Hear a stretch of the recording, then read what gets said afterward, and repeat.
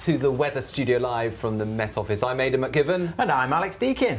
For those of you who watched our first Weather Studio Live last week, welcome back. For those of you who are new to this, welcome along. And, you know, it's episode 2. Can you believe it? Episode 2. Who knew we'd get this far? But yeah, big thanks for everyone who watched last week and spread the word. Keep doing that. Please keep doing that. Yeah, and if you didn't watch, basically this is our new Friday Live from the Met Office HQ in Exeter. Every Friday at 12:15. It's your opportunity to ask us questions that we can then answer using our state-of-the-art weather graphics and touch screen and state-of-the-art experts. Well, you know, sometimes we'll have an expert. Borderline. Yes. Ask us anything you like. Seriously, ask us anything you like. I mean, if it's about weather and climate, you've got a better chance of us answering it. But we're here for you. We want to know what you're up to this weekend. We can answer your weather questions. If you're playing golf, going fishing, going up a mountain, let us know. And we will try and answer those questions. But it could be about anything to do with weather, climate, or anything to do with the Met Office. And if we don't know the answer, we'll try and find out for next time. And lots of you might be watching this after the live has finished. No problem with that. If you want to ask a question, if you can't make these live sessions and you want to ask a question, pop it in the comments of this video and we'll have a look in time for next week's episode and we'll try and answer as many of those as possible as well. Already some questions coming in. It's very exciting. So yeah, thank you for that. Thank you very much for that. Been an interesting week. Certainly has. Yeah, we've had some weather to talk about for a change. We have. Having had such quiet weather, of course, last week we were talking all about the anticyclonic gloom. It was so quiet. You did a quiz on low cloud. Yeah, that's how exciting it was. But don't forget there will be a quiz again this week. Yeah, that's another highlight of the show, isn't it? There will be. What's it on? Are you allowed to tell me what it's on? Well, in honour of the fact that we're getting some wintry weather next week, but it's not winter yet. The meteorological winter runs from the 1st of December till the last day of February. In honour of that fact, the quiz is about wintry weather that doesn't occur in the winter. Oh, wow, there's a tease. How very exciting. Wintry weather doesn't occur in the winter. Okay. Yeah, summer frost, spring snowfall. If you know your stats and weather archives about all that stuff, then yeah, you might do well in this week's quiz. I might struggle, let's put it that way. But it'll be fun to see. So yeah, there will be a quiz coming up later on. What else have you been up to this week? Well, we've been putting out a lot of extra updates, haven't we, on our channels about the wintry weather next week. So we did the 10-day trend on Wednesday, talking about some of the uncertainties that were involved. But over the last few days, we've managed to put a bit more detail on it. We've come up with some scenarios for Monday and Tuesday in particular. We're going to be covering those in the next half an hour.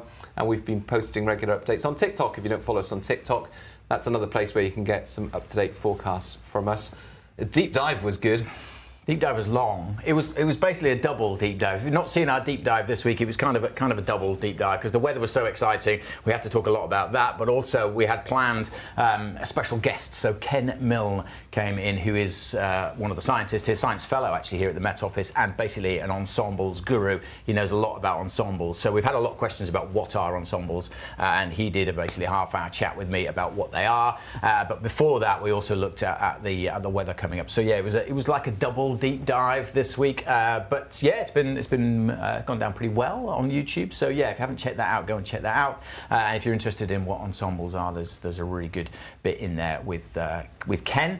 And we've also made another video which we can probably put in the chat at the end of this about what ensembles are too. But yeah, it has been a busy week. We did a live yesterday on TikTok, and we'll go live again this afternoon as well. So again, another reason to follow us over on that channel. I joined Blue Sky this week, and so did you. I followed suit. I see you've posted a few things already. I haven't posted yet. I'm a bit nervous about the first post. There's a lot of pressure. No, I don't think so. Mine was pretty boring, I think. But yeah, Blue Sky. We are both on there, so go and check it out. If you're one of the people who've jumped over to Blue Sky, you can check me and him, and the Met Office account are on there as well. And while we're on accounts, let's talk about WhatsApp, because we are on WhatsApp too. So go and check out the Met Office feed on WhatsApp. We're everywhere. We are. We're everywhere. You can't get away from us at the moment. Love it or hate it. We've had a lot of comments and questions so far. Sue Wright, hi guys, from Sue, Somerset Wave.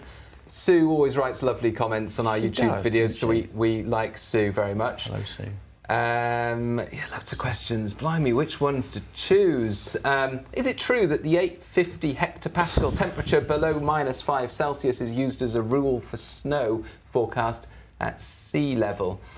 Yeah, there's an element of truth in that, but it very much depends on the profile of the atmosphere. So the 850 hectopascal temperature basically refers to the temperature at a height of about 5,000 feet or 1.5 kilometres above the ground, but it does vary depending on the temperature profile of the atmosphere.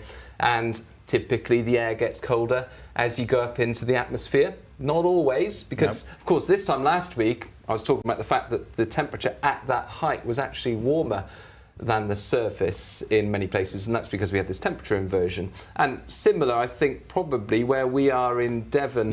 This morning it was freezing at the surface on our cycle rides in. We both rode in. I'm up on a hill, and I was actually I set off, and it was a beautiful sunny start, but I could see the fog in the valley where you are, and then you came over the hill. We both cycled down into the fog. Down next to, wasn't it? It was quite remarkable meteorology before 7 o'clock this morning. It was very interesting. Well, the reason we use the 850 hectopascal because it gives you a better indication of what the kind of air mass is. It's useful for picking out air masses. It's higher in the sky, so it doesn't get affected by what's going on the ground. Often the ground temperature can be somewhat different, but it gives that better flavour a little higher in the sky of what the air mass is doing. So that's why we tend to use that. But there is a rule of thumb based around that. A better rule of thumb is generally the freezing level for where we're going to see snow, and we can show that on the graphics in a second. Yeah. James West, odds on snow for the Peak District next week. He's up in Sheffield. He'd love a couple of days on a snowy hike. Well, let's have a look. Yeah. Let's have a look at the graphics because, yes, there is a little bit of snow in the forecast. I'd say the Peak District probably, has a higher chance as anywhere else. Well, except maybe northern Scotland. There's a very high chance of some snow across northern Scotland. But yeah, Peak District, a reasonable chance of some snow, I'd say, certainly by the time we get to Tuesday. Here's the bigger picture. Here's what's going on at the moment. High pressure. We've had that for ages in one form or another. It's been... I'm not sure if it still is, but it was certainly when I did the deep dive on Tuesday, the driest first 11 days of November on record. It's also been a very mild start, of course, and that's all thanks to high pressure. It's also been a very dull start because the first week or so was dominated by anticyclonic gloom, as we talked about last week. High pressure is edging away. There is a cold front sinking south. That is going to bring colder air across some parts, but I just want to head out here because it's a right royal mess what's going on in the atmosphere. This is the jet stream, so the wind's high in the sky. Just off the coast of North America, we've got this big trough, this big dip, but also notice up here there is another little trough, and those two are going to kind of combine, and it's that which is giving us the headaches. That's why there's been more uncertainty than usual in the forecast for next week, and then this jet streak coming down across the tip of Greenland. That's what we need to keep an eye on, and how these two troughs interact and force that jet streak is what determines how our weather patterns go. So this dip in the jet is driving the cold front south, so the weather's kind of straightforward for the next 24 hours or so, but it's this here and how it merges with that dip, and they kind of come together, and then these little features in here. Let's zoom in a bit on that, because these little weather features that don't look much, but if we go through a little bit, you can see that one pushes in down across the UK for Sunday night, and but there's another one in behind. Now you'll notice, this is the key thing, these little areas of low pressure developing on the warm side of the jet, so they don't intensify that much, but it wouldn't take much for them to flip over. And this one is particularly tricky because there's another arm to the jet in here. That's the one that could provide a little bit more in the way of snow. So let's take a look at what the weather's doing kind of at the surface, if you like, and this is today. So this is that cold front we talked about. That's coming south.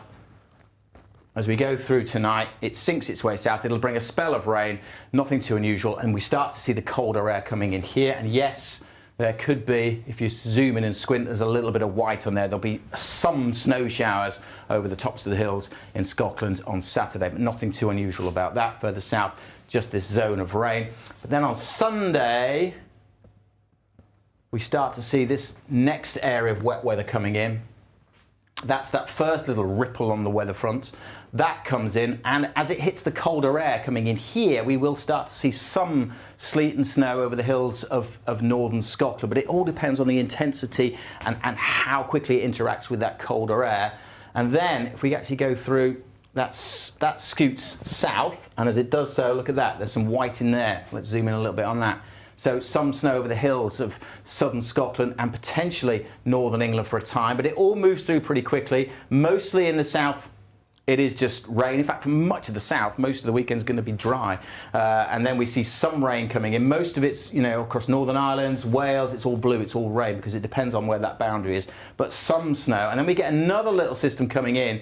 This is the next one that needs watching a little bit more closely because that's likely to be a bit more developmental, a bit more intense. That could bring some snow to the higher ground of parts of Northern Ireland, perhaps. But again, more likely in this zone, southern Scotland, northern England. That's where we've got the weather warnings in place for some snow in this zone. But it all depends on that interaction with the jet stream and how we see things going forward. So we've got warnings in place. Let's look at Sunday night. We've got a warning. This is for the snow showers coming in across northern Scotland. Again, nothing unusual about that, but because it's probably the first time we're going to have potentially icy conditions, we have that Met Office warning in place for northern Scotland. And then we've got this next warning just issued this morning, so hot off the press for this zone in here across southern Scotland down into northern England, where there is the potential for some snow. I think that's from 10 o'clock on Monday morning into Tuesday morning. Again, at the moment, it does look like it's mostly going to be high ground, but there could be some snow, even possibly to lower levels. But it all depends on that interaction between what's going on out in the Atlantic, the jet stream, and how it forms, how it comes across Greenland. Now, Greenland is always a flag for the medium-range meteorologists here, the deputy chiefs. They're always a bit concerned when things are coming over Greenland because that can mess with the model. It's a big block of ice, and that can confuse the models as well. So there's been more uncertainty than usual about this. I talked about it in the deep dive, actually. And it's just how that jet interacts with this low pressure. It could be a little bit more intense, in which case you could go further north, or it could be a little slack, in which case you could go further south. But it's where the boundary is with the temperatures that we're going to see. So you can see it's right on that boundary there, but it's where that moisture from the low hits the colder air.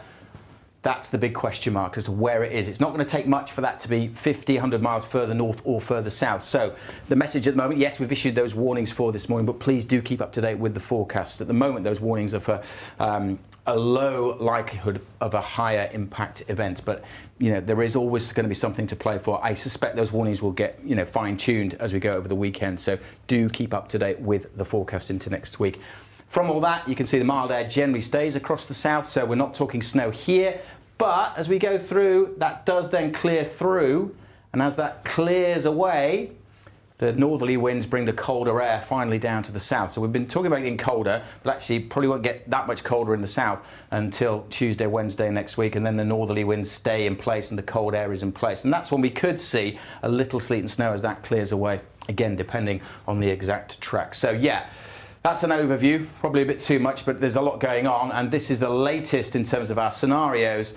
80% chance of that low coming in here with the snow on the northern edge. There is still a chance that it's a bit more intense, that low pressure, which would actually reduce the amount of snow because it would mean the whole thing is shifted further north. You'd still get some snow across parts of Scotland.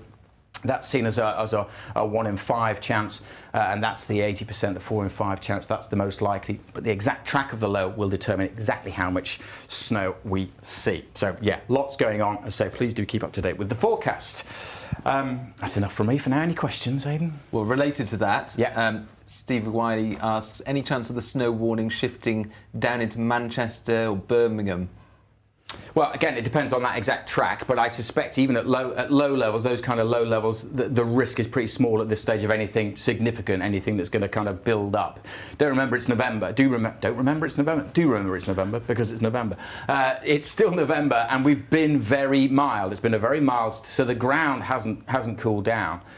For snow to stick around, you need the ground to be cold, otherwise it will just melt. So yeah, certainly at low levels, it's going to take a lot for it to stick around. But it is something we need to watch. It's that developing the low pressure systems we've talked about haven't formed yet. They'll be forming over the weekend, and a slight shift in the position will change that snow risk quite a bit. So yeah, keep up to date with the forecast. But at the moment, I'd say it's a fairly low chance that those major conurbations will be hit. But also from midweek, of course, the colder weather returns from the north, and then there could be further areas at risk from... Absolutely, yeah, absolutely. Later in the week, we talked about that as that low clears away. That low's gone, but the northerly winds stay in place.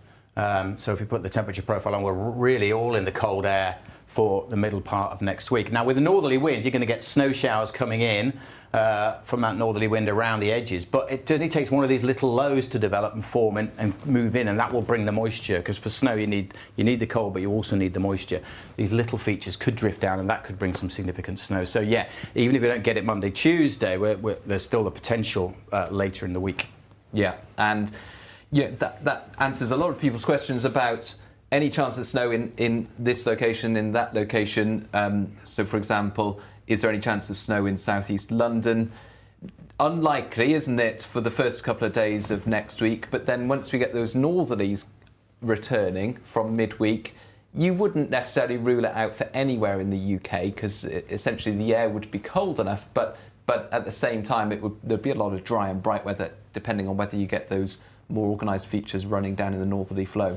So yeah, as you can see, as that clears through, that's that system coming in Monday, Tuesday, northern England, parts of Wales. As it clears down to the south, there'll be wet weather, and you can imagine a scenario where there'll be a little bit of sleet and snow with that cold air tucking in there over the Chilterns. Perhaps you might get a light covering, but in southeast London, it's just going to be too warm as that clears through. But then, like you say, then you've got the northerly flow, and you can see white speckles there across Wales coming down, and it wouldn't take much for the air is essentially the second half of next week going to be cold enough for snow, whereas for the first half of the week the air in the south simply won't be cold enough. So next week at least you've got one of the elements. It's going to be cold enough, but you need to add moisture to that to generate snowfall.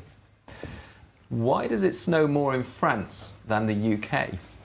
Does it snow more in France? That's an interesting question. I mean, it probably does overall, because they've got the Alps, which are quite a bit higher, and they're much closer to Central Europe, so they're not surrounded by water. You know, we're surrounded by water, which is why we don't get warm water as well, because of the Gulf Stream. So we're surrounded by water. Obviously, the west coast of France has that influence as well, but France is quite a wide country, and it goes up to the Alps. So there's higher mountains, and they're more effective. When they get an easterly, they're getting the air more quickly from places like Siberia, so they get generally colder conditions. So it's about the position, it's about the geography. I'm interested to know whether Paris gets more snow than London.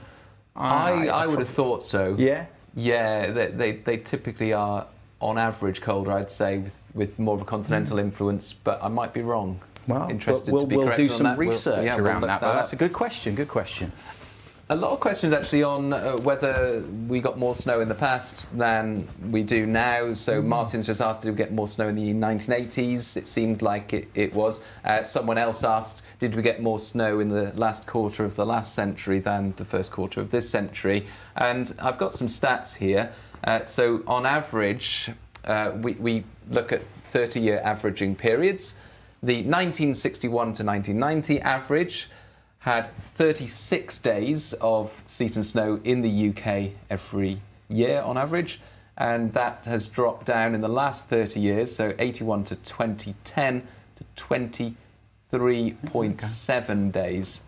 That's not the most recent 30 year, is it? That would end in 2020, but this is the most recent data that we've got in terms of a 30-year average of snow. So 36 days and then dropping down to 23 days, so quite a significant drop in recent decades. Yeah, snow is becoming less frequent, but it all depends. You know, climate change, obviously warming atmosphere, everything's warmer, so you'd expect less snow in some ways. But of course, there is the potential for more blocking weather patterns, and that's when we get our snow, when we get easterly winds. And of course, there's always the question mark about how often you see that, which is kind of linked to bigger things. But generally, yeah, we are seeing fewer snow days, and the chances of a white Christmas now are reducing year on year as well. But, you know, you can still get it. Like we're saying, we're going to see snow in November.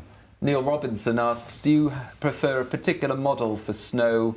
Ooh, That's a good question. One for the chiefs, maybe. The chief meteorologists upstairs. Do they prefer a particular model? I know that a European model is generally considered to be the best overall, but yeah, I'd be interested to know if the one is better than the other at snow. Obviously, the UK model is higher resolution across the UK, so maybe for the UK you'd expect that to be better. We take them all into consideration, don't we? And the important thing is to look at what the majority is saying and also the trends, so how the trend is changing through different model runs. And you know, even if certain models have certain biases. So, for example, the American model, the GFS, will often over-deepen lows, and we saw that in the last few days. There was a very deep low coming out of that model, which would bring very, very windy weather for the start of next week. And you wouldn't rule that out. It's certainly a plausible scenario, but it has got a habit of over-deepening those lows, so it's considered a low probability at the moment. Equally, the European model tends to have too much lying snow, so it easily, any snow that falls, it tends to keep on the ground, which is unrealistic at this time of year. And then when you get more snow, it builds it up more because it's got that snow on the ground as well. Really good question, though. Maybe that's a subject for a deep dive, perhaps, in the future. But then the models are always changing so rapidly, it's hard to keep up to date. But yeah, another good question. Questions are amazing this week. Thank you so much. Do keep them coming in. And as Aidan said, if you're not watching this live, do keep the questions coming in the comments because we will go back and check them and maybe we could answer them next week. So yeah, do keep your questions coming. We've got some questions of our own. In fact, I have. We've got a quiz coming up. One more question before we get onto the quiz. And Benjamin Toole asks, can you infer anything about the rest of the winter season from next week's setup? Are there any signs? No, I mean, is the short answer to that, really. I was asked this the other day on the TikTok that I did live with Chris. Is there any kind of link between summer and the winter as well? And there really isn't that much. This week, is it this week or next week, we'll be looking at the projections for winter. Our 3-month outlook will be out, so later next week, so we'll be looking at things like that. But that's kind of, you know, that longer term depends on global drivers, El Nino, La Nina. There are some weak links with that, but it's really hard to pick out, you know, significant trends. And just because you get a colder spell in November doesn't really signify anything really for the rest of winter. It just, I mean, I guess if anything, it does prime the ground a little bit more because it's going to be colder next week. Say the week after, if you get some snow, there's a slightly higher chance of it sticking because you've had that colder spell. So yeah, that's about as far as you can go with it. But yeah, a cold spell in November doesn't really tell you anything about the rest of winter. Now, last winter we had a cold spell right at the start of December, didn't we? Right at the start of winter, but then winter overall was still mild. So yeah, it doesn't really give that much away. Just a cold spell. It's part of the variability of our weather. Well, one interesting thing about the summer weather and how that is slightly related to next week's weather is that it was so changeable and windy across northern parts of the UK. We had a lot of low pressure moving through, and that stirred up the seas to the north of the UK and led to actually around average or below average sea temperatures to the north of the UK. Someone asked a question about why we never mention sea temperatures. Well, we do when it's relevant, and in this situation, the sea temperatures to the north of the UK have actually been on the cool side recently, and as a result, when we get these northerlies, they're a little colder than you might typically expect if the seas were above average, which they often are these days. That's a good link, yeah. So there is a bit of a link there between the summer and the winter. Interesting. Right. Time for the quiz. Are we ready? I've been asked, but the main feedback we got last week was the quiz was too difficult. Now, I could be unkind and give you an equally difficult quiz that, compared with the one that you gave me last week. I got 0 out of 5. Well, it was multi-choice. I thought I was being kind. I give you multi-choice. I didn't think it was that hard, although your mum did think it was hard, didn't she? So yeah, apologies if that was too tricky last week. But yeah, go easy on me. Okay, hopefully it's less difficult, although it might not be. It is, as I said at the start, on wintry weather outside of the winter months. So wintry weather that's occurred in the UK in the past, but not in the months of December, January and February. Are you ready? I think so. I'm going to type my answers to...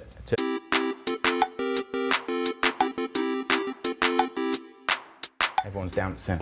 So yeah, I'm going to type my answers in here. I'm not Googling the answers. I'm just going to type my answers to Aidan. So you can do the same. Type your answers in the live chat. In the live chat. Or in the comments if you're watching later. And let us know how you do. No cheating if you're watching later. Right.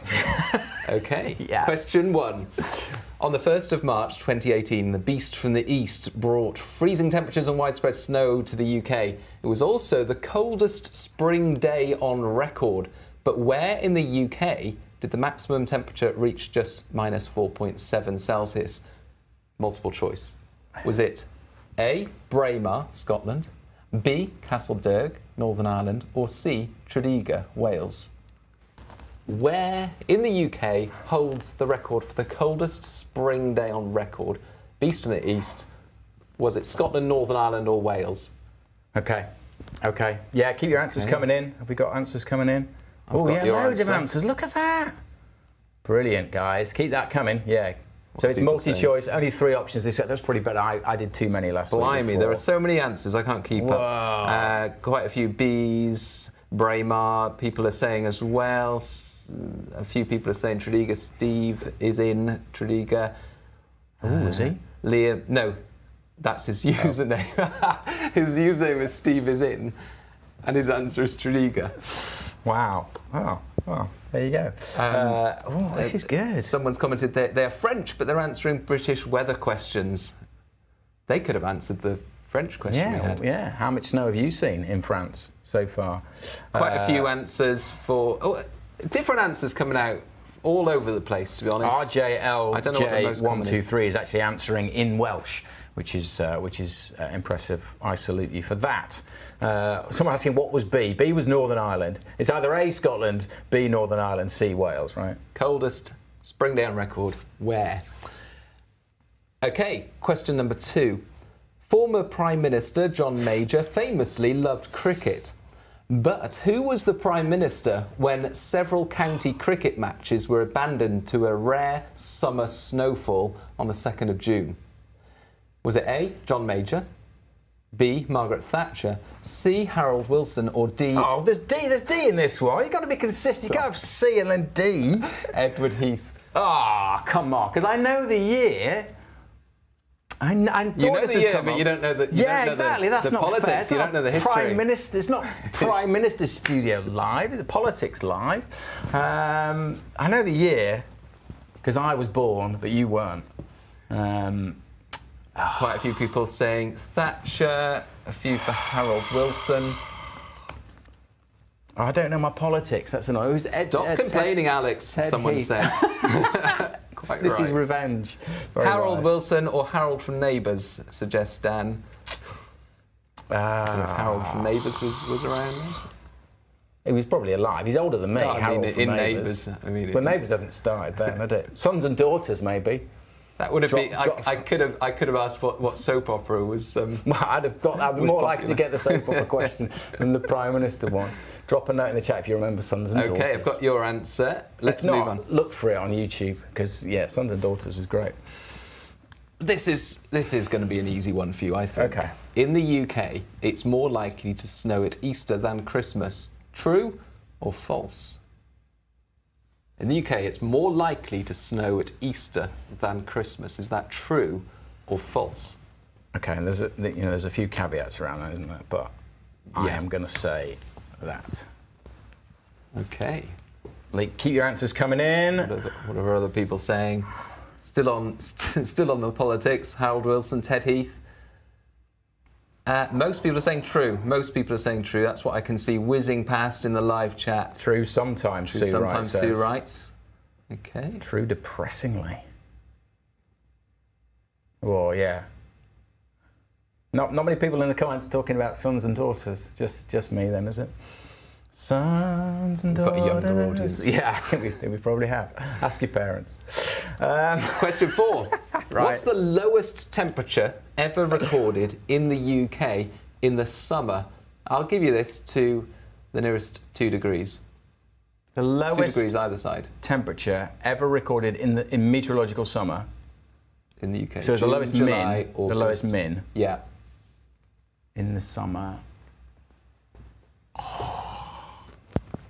There's no option for this now. Just giving me 2 degrees either side. Wow, the generosity.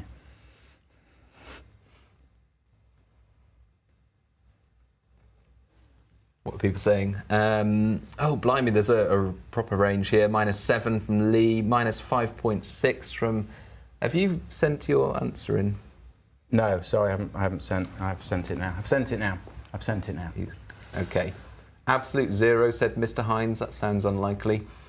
Absolute 0. -16 from Cyber Nigel. Imagine -16 in the summer. Probably -2 and a frost hollow in July. Nice knack says. I'd say it's more likely to be early June. If I was to put a time period on it, I'd say early June is likely to be the min. Quite a few -5s, -6s coming through, which, maybe far from the mark. I'll give you that. Okay, final question. Which month of the year has the record for the deepest lying snow in an inhabited part of the UK? Bonus points for the year. So this isn't just the most deepest lying snow in a month outside of winter. It's the deepest lying snow for any month of the year was recorded in this month, and it wasn't in the winter. Oh, okay. Wow. Okay. So which month was it? Yeah. You only need the month from me. It's got to be. You get a bonus point for the year.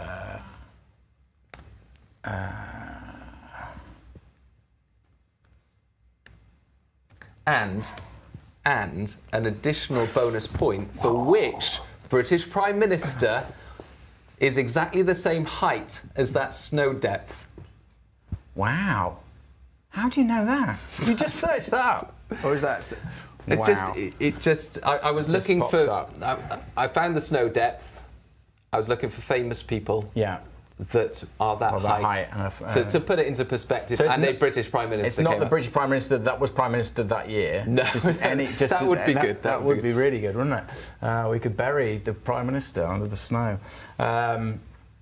Okay, so there's the potential there for 2 bonus points: the year and the Prime Minister that is the same height for the deepest lying snow on record in an inhabited area.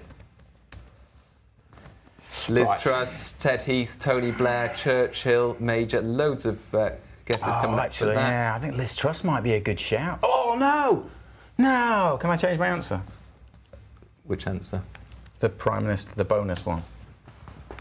I've gone for another guess. Okay. Anyway, keep your guesses coming in. Let us know how you do when we go through the answers momentarily. But yeah, keep your questions coming in, keep your answers coming in, keep your suggestions coming in about anything to do with the weather. Let us know if you like this. To be fair, just me and him talking nonsense. Are you enjoying Are you enjoying this YouTube live? It won't be me and you next week, will it? Hope not. I think that's what the audience is saying. I think Honor and Alex are back next week, so I think let's get them involved. I think it's Honor and one of either you or me doing it next week. So yes, so that's some nice good comments news. coming in as well. Some of the shirts you both wear spice up the forecast. I just want to point out Alex's moon shirts. I don't know if you wore that because of the full beaver moon tonight. I did. We don't just throw this stuff together. Well, I mean, we do, but yes, I've got my moon shirt on because tonight is full supermoon, which means it's a bit closer and will appear a bit brighter than normal. It's the 4th supermoon in a row, I think, this year, the last one of the year, and it's called the beaver moon, the full moon in November, because it was traditionally when beavers in North America retreated back to their, what do they live in? Dams. Anyway, so yeah, full moon tonight. Good chance of seeing it southwest England, South Wales, South Midlands, northeast Scotland, Aberdeenshire, and later in the night as the skies should start to clear across southern Scotland, Northern Ireland, decent chance there. East Anglia, the southeast, going to be a bit hit and miss with cloud cover there, and across northern England, probably too cloudy. But yeah, let us know. I think we're going to tweet about the chances of seeing the full moon tonight. But let us know. So should be some good shots of the full supermoon tonight. Just laughing at a question from Chris Burns. You said you were going to make the quiz easier. Now we need to know the heights of British Prime Ministers. That was for a bonus point, to be fair. All you needed to know for that question was... There was no way this quiz was easier than last week's. Well, let's see. Let's see how you did. OK, come on then. OK, the first question was about the coldest spring day on record and where in the UK it was. Was it in Braemar, Scotland, Castlederg, Northern Ireland, or Tredegar, Wales? You put, and a lot of people answered with the correct answer, Tredegar. Congratulations, it was in Tredegar. -4.7 was the maximum temperature Tredegar got on the 1st of March 2018, coldest spring day on record in the UK. just before we go any further, interjection. Graham Madge from the press office, who is our wildlife expert, has just sent a note to me. Thanks for watching, Graham. Beavers live in lodges, just in case, because I got that wrong there about dams. So fantastic. Thank you, Graham. Thank you very Always much. on standby to correct our wildlife knowledge. Our wildlife knowledge. Brilliant. Thank you, Graham. Yes, beavers live in lodges. One, I've got the first one right. Right. Okay, here we go. Question number 2 was about prime ministers. More especially, it was about when we had a rare summer snowfall that led to several county cricket matches being abandoned. And the question was, when that happened on the 2nd of June, who was the British Prime Minister? Was it John Major, Margaret Thatcher, Harold Wilson, or Edward Heath? You answered. I know the year. I know it's 1975. That's right? Well done. 1975. Well done. I knew the year, but I don't know who the Prime Minister was. Well, you were right. Oh, it was is Harold Wilson. Well done if you got that at home as well. A lot of people actually said Harold Wilson. But yeah, good work. Very good answer. Question number 3. In the UK, it's more likely to snow at Easter than Christmas. Is that true or false? Most people guessing at home said true. It's a bit of a tricky one, to be honest. It's most likely false, although not officially. The reason is... This is a good question. There's a grey area. Okay, basically we don't have stats on exactly how many Easters have had snow falling. However, we do have stats on the number of snow days you get in March and the number of snow days you get in April and December. And on average, March gets more snow days than December. However, they're more likely to occur early March, when Easter doesn't tend to occur. Equally, the snow days in December are more likely to occur in late December when Christmas does occur. And Easter's more likely to occur in April when there are a lot fewer snow days than in December. So a lot of people talk about it being more likely to snow at Easter, but that's only really true if it's much earlier in March, and most of the time. So it's false. The answer to that is false. Yeah, basically. Just yes. But it depends. Yeah, it does depend. If Easter's really early, I think the earliest it can be is like the 23rd of March, then it's probably similar. But Easter have to be right at the start because those snow days in December are, more frequent. But again, you're going to get more likely at the back end of December, which is when Christmas is every year. So very true. Yeah. So it's not actually true. It's a myth. Busted by Mr. Aidan McGivern. Okay, question number 4. What is the lowest temperature ever recorded in the UK in the summer? We had some good guesses on this one, a full range of guesses, but quite a few people say -5, -6. You are correct. Alex, what did you guess? -5. -5. Well done. Was that at the top of your head? Yeah. Wow, it was -5.6, recorded in Santon Downham on the 1st of June 1962. Then again, the same temperature in Santon Downham 2 days later. And it was also recorded, the same temperature, in Dalwhinnie in the Highlands on the 9th of June in 1955. So that temperature has been recorded 3 times in June, and it's the lowest temperature on record in the UK in the summer. And quite a few people got close to that. Yeah, well done if you got that right. That's good guessing, or good knowledge. Maybe people just know about that kind of stuff. But yeah, keep your answers coming. And let us know how you're doing. One more question to go. Okay, which month of the year has the record for the deepest lying snow in an inhabited part of the UK? You went with March. I said March. It's got to either be March or November, hasn't it? You're correct. Is it with March? You're correct. Whoa. There were 2 bonus points available for this as well in terms of which year. You went with 1962, which was a good guess. 63, although it would have isn't it? been better for 1963. But either way, both of those are wrong. It was 1947. That was the other very notable winter of the 20th century, 1947. And in Ruthin in North Wales, 165 centimetres of snow was recorded in March 1947. That's the deepest snow for an inhabited location for any month of the year in the UK. Amazing. That's amazing. Connor in Wakefield got it right. Now I wonder year. I wonder if anyone got the third bonus question right about which Prime Minister was 165 centimetres.